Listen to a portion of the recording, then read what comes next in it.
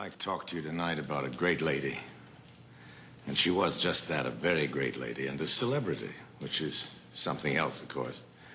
A toast of society. On top of that, she was a suffragette, a sort of great-grandmother of woman's lib, and one of the finest singers in this country. Her name was Miss Julia Ward Howe. Here she is in the happy autumn of her brilliant life. Now, Miss Julia was born before photography was invented, and though there were cameras by the time Miss Julia had grown up to be beautiful, and she was, you know, very beautiful, if there is a photo made of her back in her youthful days as a breaker of hearts, I haven't been able to find it. Never mind. After all this time, we still remember her with so much affection because of some words she wrote for a song. I don't think there's any argument that it's the greatest song ever to come out of America, and hers are the greatest lyrics. The music started well ahead of the words. It started in church and then moved out into the battlefield. It began as a hymn and grew to be the most heart-quickening marching song in all history. It's quite a story. Before the Civil War, there was an old man named Brown who tried to start a civil war all on his own.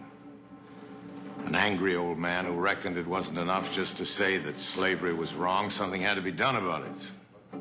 Slaves had to be set free.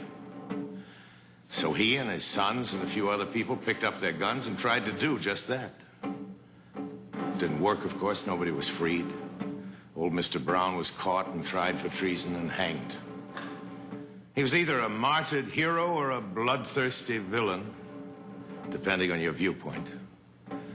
It's an argument that's still going on.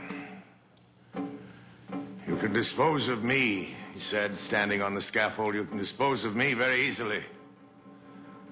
This other matter has not been disposed of. This Negro question, I mean. The end of that is not yet. Well, they buried him. Not so long afterwards, that crazy private battle of his broke out so publicly that it all but broke our nation in two. It very nearly destroyed us. And early on in that terrible Civil War of ours, a few soldiers picked up that half-forgotten hymn tune and improvised some words, and pretty soon an army was marching to it. Maybe what old Brown had done in life was unlawful, but the spirit moving him was freedom. A spirit in our land we like to think can never die. And that's the sense of what the soldiers were singing. John Brown's body lies a-moldering in the grave, but his soul goes marching on. Carried the whole Union Army into battle. Well, Miss Howe was the lady who made it the battle hymn of the Republic. The whole Republic. A nation, as Miss Howe's great admirer, Mr. Lincoln, so greatly put it. Dedicated to the proposition that all men are created equal. Her song was for all of us to sing, and all of us to live by.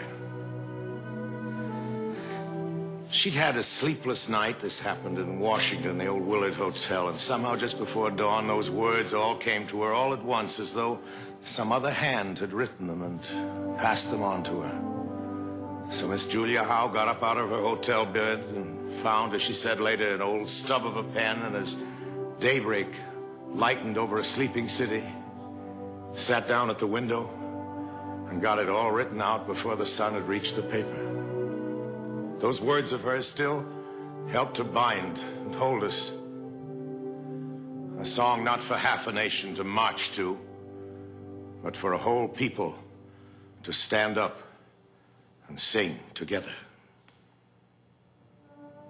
Mine eyes have seen the glory of the coming of the Lord. He is trampling out the vintage where the grapes of wrath are stored.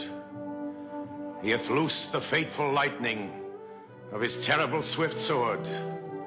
His truth is marching on.